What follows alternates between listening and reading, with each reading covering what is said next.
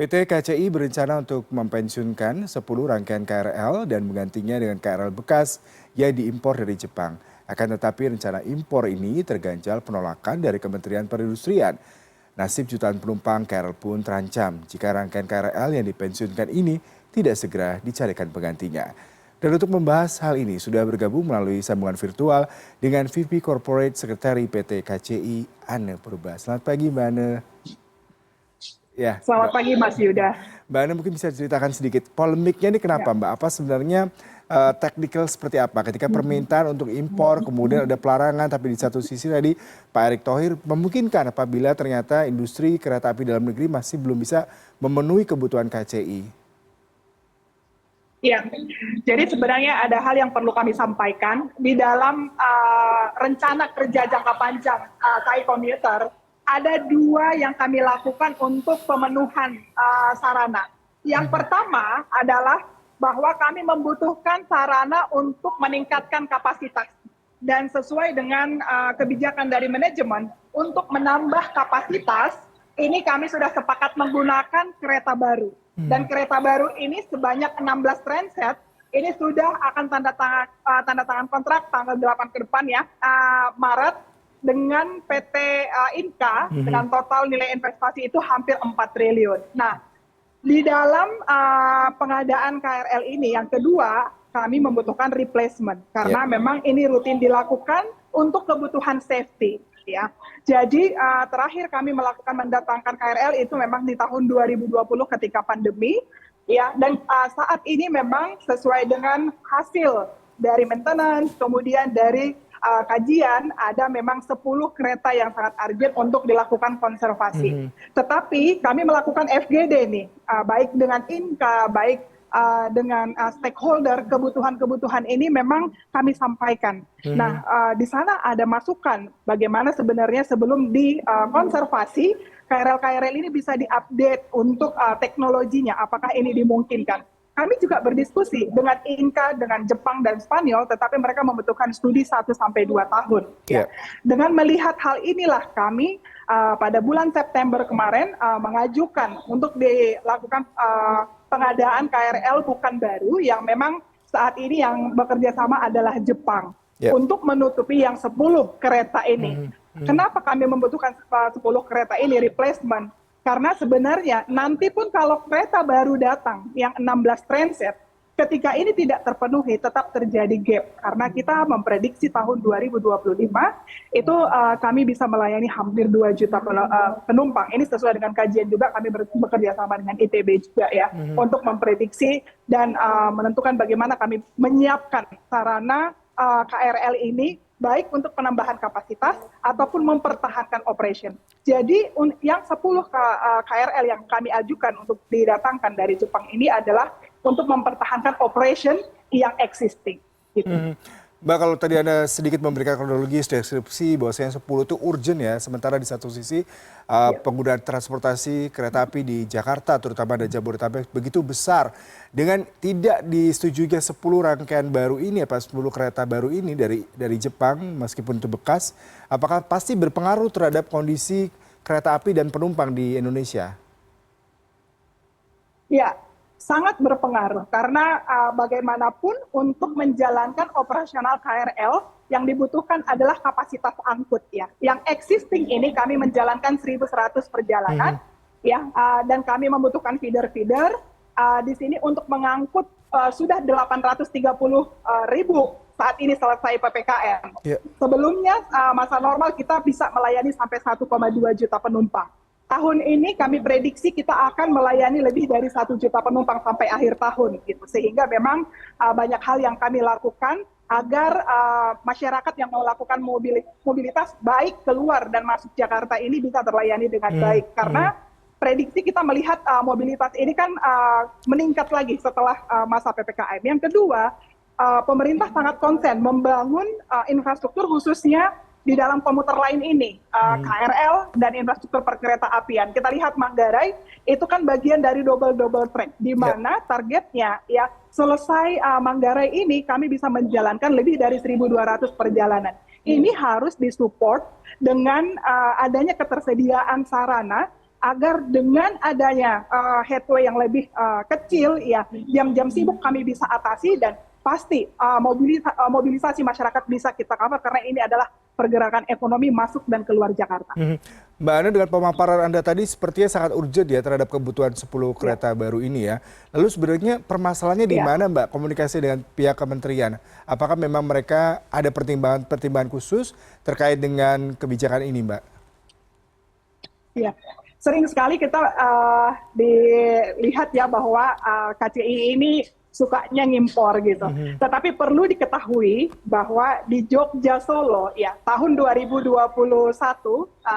itu Pak Presiden meresmikan KRL Jogja Solo dan KRL kami ya ada 5 transit di sana semuanya sudah kerjasama dengan Inka ya dengan KFW. Ini sebenarnya sebelumnya sudah dijalankan di Jakarta, tetapi saat ini dijalankan di Jogja Solo dan sudah tidak ada kereta Jepang gitu. Ya. Itu yang pertama, artinya kita sebenarnya kita dilihat di sini suka ngimpor gitu ya. Nah di sini kami melihat bahwa kita membutuhkan KRL baru ini sesuai dengan kajian dan ini juga sudah kami sampaikan kepada semuanya bahwa kita saat ini dengan Inka akan menyiapkan 16 transit baru. Nah, kami selaku operator ada 2 kementerian yang memang kami suratin ya. Satu kementerian teknis seperti Dirjen Perkeretaapian Kementerian Perhubungan itu sesuai dengan spektek ya, perizinan spektek dan mereka sudah memberikan izin dari Kementerian Perhubungan.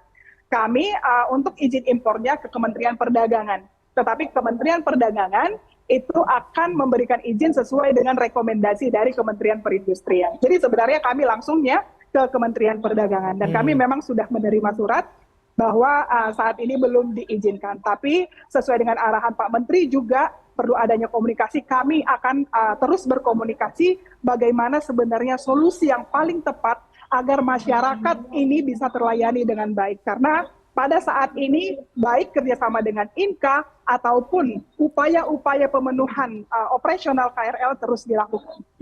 Mbak, tadi kalau dari Mbak memberikan deskripsi ya, seandainya pun di-upgrade rangkaian kereta yang ada masih butuh waktu dan juga butuh koordinasi dengan Jepang sendiri dan itu akan banyak sekali waktu terbuang sementara kebutuhan masih terus berjalan.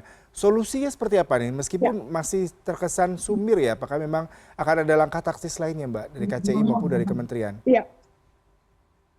Kami saat ini sebagai operator harus melihat dari sisi layanan dan safety.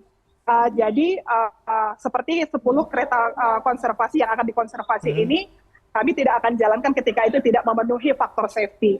Tetapi upaya-upaya maintenance, kemudian upgrade teknologi juga paralel kami lakukan. Rekayasa pola operasi juga kami lakukan. Tetapi kami berharap kami disupport agar operation ini tetap bisa dijalankan. Dan kami sangat mendukung program pemerintah di dalam pengadaan KRL dengan lokal dengan Inka dan ini komitmen ini ya sudah kami lakukan saat ini dan kami berkomitmen juga untuk menambah kapasitas. Kita tidak akan mendatangkan kereta bekas tetapi juga kereta-kereta baru dari Inka. Tetapi selama untuk pemenuhan operasional existing memang kami masih membutuhkan solusi-solusi yang cepat agar operation yang existing ini tidak terganggu. Dan perlu diingat bahwa 16 transit yang kami pesan ke Inka ini adalah untuk penambahan kapasitas sehingga jumlah KRL yang sekarang harus tetap dipertahankan agar 5 juga 10 tahun ke depan ketika kita terus kerjasama kereta baru ini itu tidak terjadi gap yang besar karena volume kami prediksi setiap tahun akan meningkat masyarakat yang menggunakan komuter lain.